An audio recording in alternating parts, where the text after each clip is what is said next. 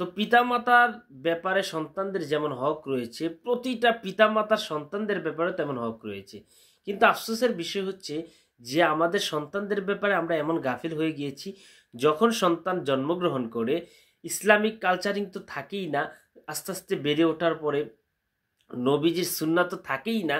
যখন সন্তান বুঝের হওয়ার পরে আমরা আমাদের সন্তানদেরকে শিক্ষা দিই ইংলিশ মিডিয়াম, বাংলা সাহিত্যের প্রতি আমাদের বেশি মনোযোগী থাকে। তো আসলে আল্লাহর হাবিব হুজুরে দো আলম নূরে মুজাসসাম সাল্লাল্লাহু আলাইহি সাল্লাম আমাদের এগুলার প্রতি দাবিত হওয়ার কথা তেমন বলে না। এগুলা দুনিয়াবি জ্ঞান, হ্যাঁ দুনিয়াবি জ্ঞান অর্জন করতে হবে, কিন্তু আল্লাহর হাবিব সাল্লাল্লাহু আলাইহি সাল্লামের সুন্নাহের পরে।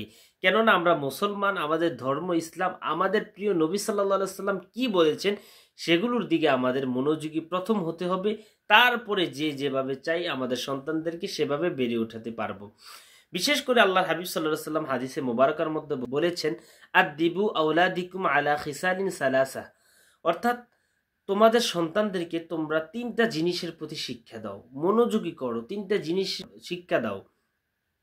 একটি হচ্ছে আলা হুব্বি নাবিয়্যিকুম, অর্থাৎ তোমাদের প্রিয় নবী হুজুর সাল্লাল্লাহু আলাইহি সাল্লামের প্রতি ভালোবাসা পোষণ করাও, তোমাদের নবীজির প্রতি ভালোবাসা শিক্ষা দাও। তারপরে অহব্বি আহলে বাইতিহি, অর্থাৎ আহলে বায়াতদের প্রতি ভালোবাসা শিক্ষা দিতে বলা হয়েছে।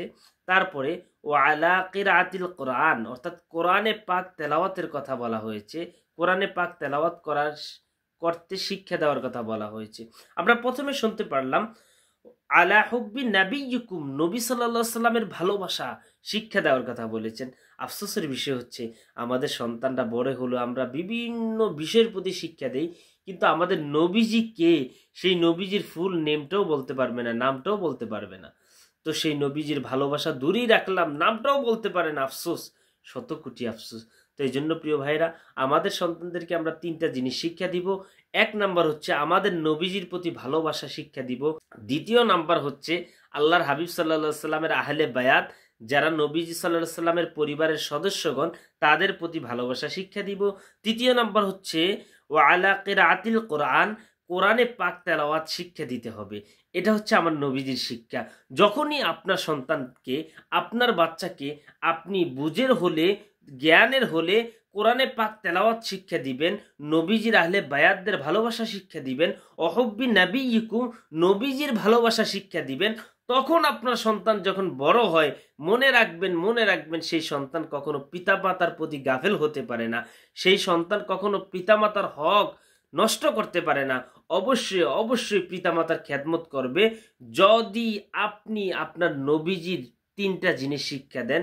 যদি নবীজির তরিকা অনুযায়ী, সুন্নাহ অনুযায়ী আপনার সন্তানকে আপনি বেড়ে তোলেন, আপনার সন্তানকে আপনি শিক্ষা দেন, অবশ্যই আপনার সন্তানও যতই আপনি বৃদ্ধ হয়ে যান আর আপনার সন্তান যতই বড় হয়ে যাক, অবশ্যই আপনাকে কখনো বলবে না, পিতামাতার হক কখনো বলবে না।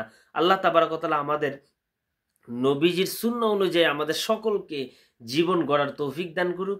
আমিন বিজাহিন নাবিল আমিন। আসসালামু আলাইকুম ওয়া রাহমাতুল্লাহি ওয়া বারাকাতুহু।